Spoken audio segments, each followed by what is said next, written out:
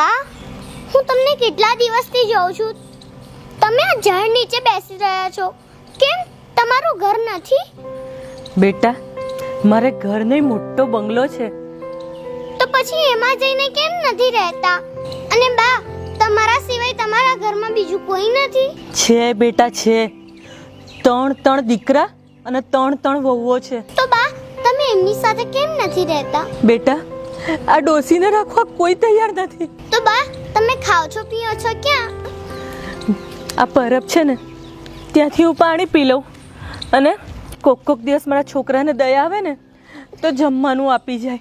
અને એ જમવાનું ના આપી જાય તો અહીંયા હું ચૂલામાં મારી જાતે રસોઈ બનાવીને જમી લઉં.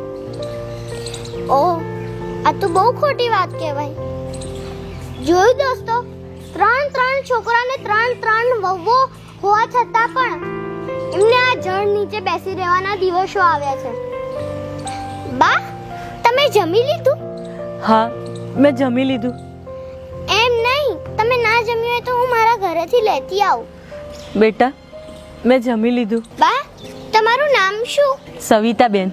એમ નહીં, તમારું આખું નામ કોને? સવિતાબેન ભરતભાઈ ફુલમેરિયા.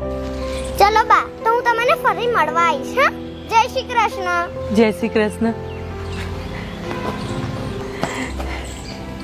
જોયું, આ છોકરીને મારી દયા આવી, પણ ત્રણ લટ જેવા મારા દીકરાઓને મારી દયા નથી આવતી.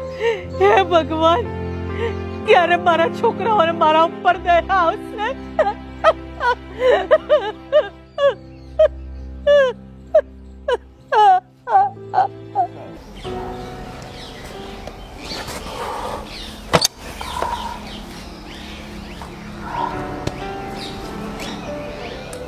ટુન્ની, શું થયું? કેમ ઉદાસ બેઠી છે? પપ્પા, દુનિયામાં કેવા કેવા માણસો રહે છે. કેમ, શું થયું? પપ્પા, હું સ્કૂલ જ્યારે જતી હોય છે ને, હું દરરોજ એક માજીને ઝાડ નીચે બેસેલા જોઉં છું અને એ રડ્યા કરે છે. અરે બેટા, એમની આગળ પાછળ કોઈ નહીં હોય અને નિરાધાર હશે એટલે રડ્યા કરતા હશે. અરે ના પપ્પા, મેં એમને આજે પૂછી જોયું. એમને ત્રણ છોકરા છે અને ત્રણ વહુ છે, પણ એમાંથી કોઈ એમને રાખવા તૈયાર નથી. અરે બહુ ખોટું કહેવાય. ત્રણ છોકરાઓ હોવા છતાં નિરાધાર. પપ્પા, તમે મારું એક કામ ના કરો? બોલ, શું કરવું છે? આપણે એ માજીને ઘરે લઈ આવવા છે? અરે ના પપ્પા, એ અજાણ્યાના ઘરે થોડા આવતા હશે. તો શું કરવું છે? બોલ. પપ્પા, તમે બેંકમાં નોકરી કરો છો ને? હા, તો પપ્પા, એ માજીના નામની એક ખોટી પાસબુક બનાવી આપો. અરે બેટા, આવું કોઈ ખોટી પાસબુક ના બનાવાય ને, તો મારે તો નોકરી જાય. પપ્પા પ્લીઝ પ્લીઝ પ્લીઝ. અરે બેટા, કેટલી વાર કીધું કે ના બનાવાય. અરે શું થયું? શેની વાતો ચાલે છે અરે કિંજરા, આપણી ટુન્ની એવું કે છે કોઈ માજીના નામની મને ખોટી પાસબુક બનાવી આપો. અરે યાર, કોઈના નામની ખોટી પાસબુક બનાવાય? આ તો મારી નોકરી જાય. પપ્પા પ્લીઝ. ચાલ, માની લે કે મેં તને ખોટી પાસબુક બનાવી આપી, પણ તું કરીશ શું? પપ્પા, એમાં ખોટી એન્ટ્રી લખી દેજો ને તમે, અને છેલ્લે 12 લાખ રૂપિયા બેલેન્સ લખી દેજો. હવે 12 લાખ રૂપિયા બેલેન્સ બતાવી પણ દઉં, પણ એ માજી કાલ ઉઠીને બેંકમાં આવીને 12 લાખ રૂપિયા ઉપાડવા આવી ગયા તો? અરે નહીં આવે, હું તમને કહું છું ને. એમ તો તારા ઉપર વિશ્વાસ રાખી અને હું કાલે બેંકથી આવું ને તો 12 લાખ રૂપિયાની પાસબુક હું બનાવી આપીશ. બસ. પણ આ વાત તારે કોઈને કહેવાની નહીં કે મારા પપ્પાએ આ પાસબુક બનાવી આપી છે, નહીં તો મારે નોકરીનો સવાલ આવીને ઊભો થઈ જશે. અરે પ્રોમિસ પપ્પા, બસ હું કોઈને નહીં કહું. ઓકે બેટા. થેન્ક યુ પપ્પા. સારું, બોલ હવે એ માજીનું નામ શું છે? કયા નામની પાસબુક બનાવવાની છે? સવિતાબેન ભરતભાઈ ફુલમેરિયા. ઓકે.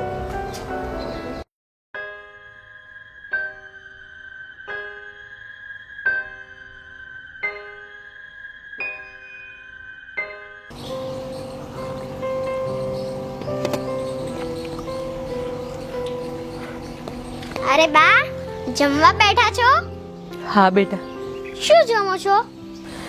આ કાલ રાતની 2 ભાખરી પડી હતી અને થોડીક ખીચડી પણ વધી હતી, અને આ ડોસીને જોઈએ પણ કેટલું. બા, આજનો દિવસ ખાલી ઠંડી ભાખરી ખાઈ લો. કેમ? અરે કાલથી તમને ગરમ ભોજન મળશે, એ પણ આ ઝાડ નીચે નહીં, તમારા સરસ મજાના બંગલાના ડાઇનિંગ ટેબલ પર. તું શું કહે છે મને કઈ ખબર નથી પડતી. લો બા, આ તમે તમારા થેલામાં મૂકી દો. શું છે બેટા? અરે, આ તમારા બંગલામાં પાછા જવાનો પાસપોર્ટ.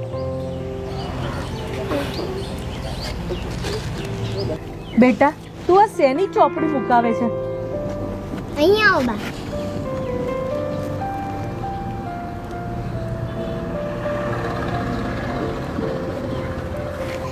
બા, ચલો હું જાઉં. હું તમને કાલે મળવા આવીશ. એ પણ આ ઝાડ નીચે નહીં, તમારા બંગલામાં. બા, તમારો બંગલો ક્યાં આવ્યો? બેટા રઘુવીર બંગલો, બંગલા નંબર 4. ઓ, અહીંયા પાછળ એ? હા. ચાલો બા, તો કાલે આપણે મળીએ રઘુવીર બંગલાના 4 નંબરમાં. જય શ્રી કૃષ્ણ બા. જય શ્રી કૃષ્ણ.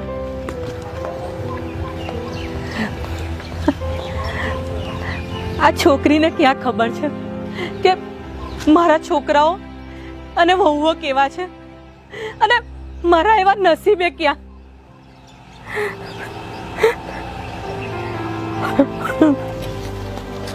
જમી લીધું? હા, કાલની 2 ભાખરી પડી હતી ને એ ખાઈ લીધી. હવે કઈ ફૂટા છે જોઈએ છે? હા બેટા, મને જરા કાંસકો લાવી આપજે ને. ખબર નહીં ક્યાં મારાથી મુકાઈ ગયો છે. તમારું કામ જ આવું છે, જૈન તો મૂકી દો. આમાં જશે, હું જોઈ લઉં છું. અરે બેટા નથી જોઈ આપવું આમાં. તું ફિંદીશ નહીં.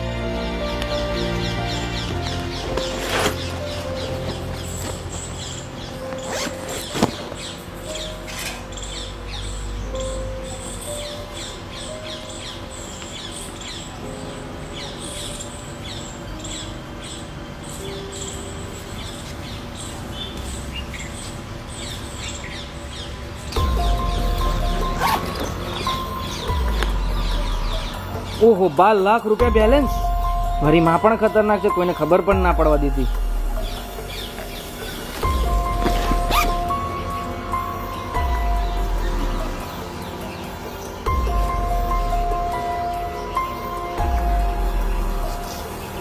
બેટા મને કાંસકો લાવી આપજે ને બેટા. અરે કાંસકાની ક્યાં વાત કરો છો માં? ચલો 1 મિનિટ પણ અહીંયા નથી રહેવાનું, આપણા ઘરે ચલો. ના બેટા, મને અહીં ઝાડ નીચે ફાવી ગયું છે. તમને મારી કસમ છે, ચલો ઘરે ચલો.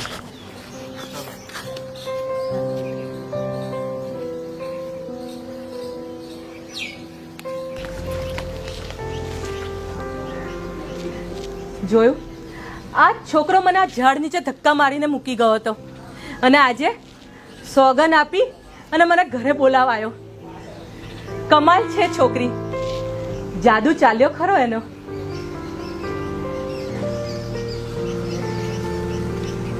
તમે પાછા તમારી માને ઘરમાં લઈ આવ્યા? અરે દીપિકા, માનું બરાબર ધ્યાન રાખજે. એમના ખાતામાં 12 લાખ રૂપિયા પડ્યા છે. અને હા, મોટા ભાઈને ભાભીઓને ખબર ના પડવા દેતી. ખબર પડવા દેતી હોઈશ. કે ઓ બેટા, ઘણા સમય પછી તારા હાથનું જમી રહી છું. અમે તો તમને કેટલું સમજાવતા હતા, તમે માનતા જ નતા. તો બોલો બા, સાંજે શું બનાવું જમવાનું? અરે બહુ બેટા, અત્યારનું તો જમવા દે. દીપિકા એક કામ કર, ગુલાબજાંબુ બનાય, મને બહુ ભાવે છે. ગુલાબ જામુન બનાવો તો મારા પણ બનાવજો.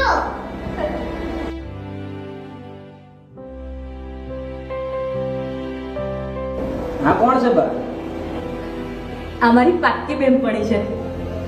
જો બા, શોધી કાઢ્યું ને બંગલા નંબર 4 અને આવી ગઈ ને. અરે વાહ, ડાઇનિંગ ટેબલ પર જમવા બેઠા.